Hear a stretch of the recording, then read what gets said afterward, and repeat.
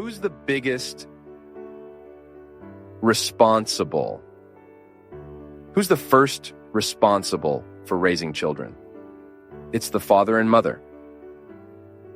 Of course, you'll have a series of collaborators, the school where they'll study, the daycare where they'll stay, the friends surrounding them, but you also manage all of that. If you don't make the effort every day to know what happened at school, occasionally visit there, ask the teacher how your child's behaving in there. Because sometimes the child you have at home isn't the same child the teacher has there. Sometimes there's a big difference. Is the home extending to the school? Is the school extending to the home? Not always. Sometimes we have differences. So it's necessary for those who brought the child into the world to manage all of this, because otherwise they'll cry later. Oh, we'll have to set limits for this child. Set them. It's better to set them now than regret not doing so later. Then the child becomes too fragile at 18, at 20. We mentioned last week about the woman priest. You talk about those who are into drugs. You talk about those who are into prostitution, but you don't talk about those who are into laziness. It's true. Laziness today is a terrible thing. Why? Because it's directly linked to fragility. I don't know where it started, but what's a very concrete reality is that we're losing the ability to endure sacrifices. Folks, we want everything very easy. If something requires a bit of effort, we think it's not worth it, we let it go. I've seen stories around me.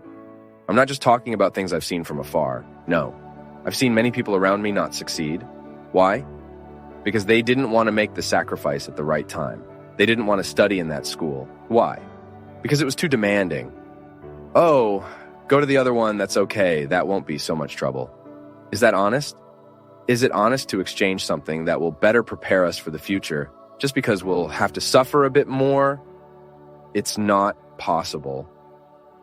You know, this Christian teaching that many people criticize, the church preached sacrifice too much. I might agree that sometimes the preaching was exaggerated, but today this laissez-faire culture, do whatever you want, leave everything very loose, that won't build people either. If I want a result, I have to know that to achieve that result in the future, I have to strive in the present. It won't work, folks. It won't work if you let things grow however they want, if you don't impose limits, if you don't say no at the right time, if you don't say yes at the right time, if you don't have that sacrifice every day, do the homework. It's not just the child who has to do homework. Parents have to do homework too. And what's homework? How was your day today? Where did you go? How was that story? It's not about investigating, no. It's about becoming friends, about trying to establish that dialogue, which is hard work. It's really annoying. Sometimes you come home tired, needing rest, and you come home wanting to be free from everyone, and then you end up giving up all of that. Okay, one day you're too tired, but you can't give up on that every day. How many times do you see little kids? I talk about this in the book, The Kidnapping of Subjectivity, which I recommend to all parents because it talks about this. There are concrete examples of a mother who can't handle her 5-year-old. The 5-year-old commands her. He has total authority over her. Why? Because she's afraid to contradict the child. So we need to be very careful because sometimes by not setting limits at the right time, we end up planting a very serious problem for the future. And I'll say it again, life can only succeed through the sincere experience of a well-made sacrifice, of a well-made renunciation, because that's what will give us the conditions to be able to get there and have the right to sit and rest. There's no way to rest from the mission of being a parent. It's day by day, it's a struggle. Nobody told you to get married. Nobody told you to have children. Nobody forced you into this. It's a choice. So if you made that choice, you need to take that responsibility every day.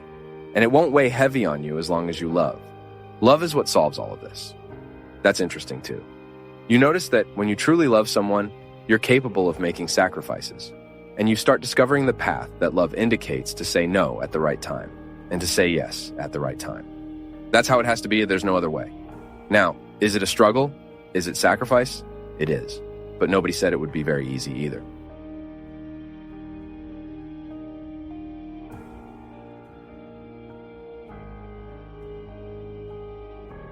We continue tomorrow in the next video. Complete conference links in the description.